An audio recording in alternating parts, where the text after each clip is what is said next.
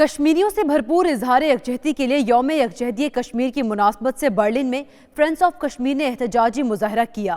مظاہرین نے جرمن باشندوں میں پمفلٹس تقسیم کیے اور بھارتی مظالم سے آگاہی کی مہم چلائی۔ تفصیلات متی اللہ کی رپورٹ میں دیکھیں۔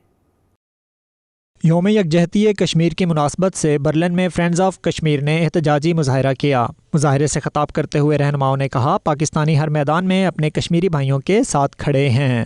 عوامی تحریک برلن کے رہنما خضر حیات تارڑ نے کہا، بھارت عالمی قوانین کی دھجیاں اڑا کر کشمیری عوام کی نسل کشی کر رہا ہے۔ پیلٹ گنز کے ذریعے معصوم بچوں، بچیوں اور بزرگوں کی بینائی چھینی جا رہی ہے۔ منہاج القرآن کے صدر صدیق اکبر نے کہا، عالمی برادری کو مسئلہ کشمیر پر توجہ دینے کی ضرورت ہے۔ ہم کشمیریوں کی یکجہتی کے لیے ہم یہاں اکٹھے ہوتے ہیں، چاہے جتنی بھی سردی ہو پھر بھی ہم اکٹھے ہوتے ہیں۔ ہمارے یکجہتی کا مقصد صرف یہی ہوتا ہے کہ ہمارے وہ کشمیری بہن بھائی جو کشمیر میں آزادی کی جنگ لڑ رہے ہیں وہ یہ نہ سمجھیں کہ ان کی آواز جو ہے وہ کہیں ادھر پہاڑوں یا جنگلوں یا وادیوں میں اٹک کر رہ گئی ہے۔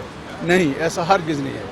ان کی آواز کو ہم بہن بھائی یہاں اٹھاتے ہیں، یہاں کے دارالحکومت میں ہم کھڑے ہوئے ہیں اور ان کی یہ آواز جو ہے وہ یہاں کے ایوان بالا تک ہم پہنچاتے ہیں اور وہاں ہم پہنچاتے رہے ہیں، پہلے بھی پہنچاتے ہیں، اب بھی اور آئندہ بھی پہنچاتے رہیں گے۔ پیپلز پارٹی برلن کے صدر منظور اعوان نے کہا، کشمیری عوام 8 لاکھ قابض بھارتی فورسز کے ساتھ ہر گلی کوچے میں نبرد آزما ہیں۔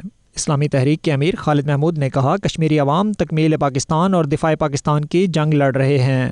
آج ہم اس کی یاد میں منا رہے ہیں۔ کشمیر میں سینکڑوں ہمارے بہن اور بھائیوں کو تہہ طے کیا جا چکا ہے، پیلٹ گن کے ساتھ زخمی کرتے ہیں۔ تو آج انشاءاللہ ہم عہد کرتے ہیں کہ ہم ان اپنے کشمیری مسلمان بہنوں اور بھائیوں کو آزاد کرائیں گے اور کشمیر بنے گا پاکستان۔ یوم یکجہتی کشمیر کے موقع پر پاکستان کی تمام سیاسی جماعتوں نے سیاسی وابستگیوں سے بالاتر ہو کر فرینڈز آف کشمیر کے نام سے ایک جان ہو کر احتجاجی مظاہرہ کیا۔ متی اللہ، 92 نیوز، برلن۔